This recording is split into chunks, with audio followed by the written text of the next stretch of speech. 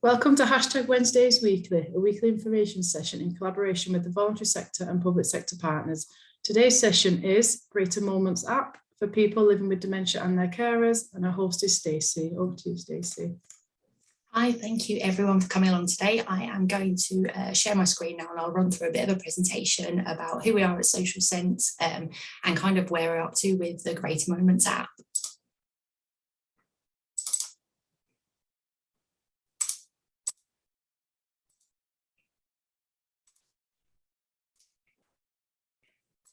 Second. So Social Sense, we've been around since 2011. We are a behaviour change and social marketing company. We do a lot of kind of tech solutions to support individuals and communities, and our aim is to help people live well for longer and reduce the pressure on services. Down the right hand side of the screen, you can see 6 of the products and services that we currently offer, and it's Greater Moments that I'll be talking to you about today. So Greater Moments, as I said before, is an app for people living with dementia and our carers, and our aim is to deliver the very best of all services, events and activities in one place, creating more opportunities for people to connect, record meaningful moments, reflect on those moments and boost their well-being. So initially, I'll just give you a brief history. Initially, we were commissioned by Dementia United to create what they wanted was a lived experience barometer for people living with dementia, but it's come on a bit since then, so I'll run you through that. So some of the key problems in the sectors that we're thinking that the app can address as solutions are here. I'm imagining you're all probably relatively familiar with all of these, but some of the key things are people were telling us in our engagement initially that they were struggling to connect with what was going on locally, so we wanted to be a resource for local people. We also based the journal, which is the Moments section of the app, on Professor John Keady's research around people living with dementia, not only recording things in their journal for their positive well-being, but also being able to reflect on those and retain a sense of personhood. And one of our key aims there is aiming for people to live independently for longer.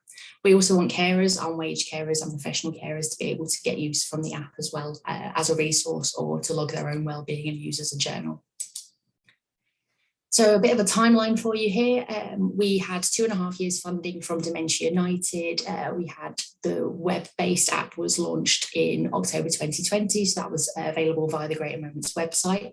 Orca, who review health-based apps, rated that as 71%, which is pretty good for a startup app there. We sold our first license to an autism charity in 2021. We then launched last year the downloadable version of the app, which according to the techies is a native version of the app. So if you search on Google Play or App Store, you'll be able to find it and download it and try it for yourself. And we've had an academic evaluation by Manchester Metropolitan University. So we're now at the point, we're looking at this bit at the bottom here, where we want to recruit more users onto it. We've proved the concept and then the funding ended. So we've got a couple of pilots going on at the moment in Hayward, Milton and Rochdale and in Wigan. And we're looking to work more in depth with those communities to the end of June to try and get more users on there, get more feedback about usability. We've got a tech team who are working on refreshing some of the usability and functionality at the moment, but it'd be really good to get more people's feedback. And also another one of the key things we really want is local services, events and activities to add onto there as content. Try as I might, this is only part of my job and I don't know what's going on locally. So yeah, I really need that kind of resource and insight in terms of what's happening so we can promote those for free on the app. The app is free to download, it's free to use, and it's free for services to promote themselves on there and their events and activities. So these graphics are a little bit old, but it'll give you a sense of the app, and obviously feel free to download it and have a look at it yourself. So it comes in, welcomes you. You can click on the how you're feeling today, which has got a few simple emojis. You can add a note. All of the tiles are pretty simple and easy to use, and this has been co-produced with people living with dementia and their carers. So hopefully it's pretty simple for everyone and does what it says on the tin. So the well-being here, very simple sliding scale there, just a way to capture how you're feeling at a particular moment. There's also the moments journal, so that's a little bit more in depth, and you can capture, at the moment we can take and upload photos to that as well to add. We have got visions that we would like people to be able to capture voice notes and also video on there as well. So all of that is captured and people can review that and you can look through that and remember what you've done. Families could use that as a tool for engaging with the person living with dementia or potentially for carers to use as a tool as well.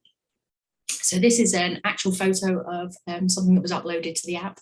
Last summer, we sent out some butterfly gardens to 10 care homes across Greater Manchester. And this is one of the set of residents releasing the butterflies into their garden.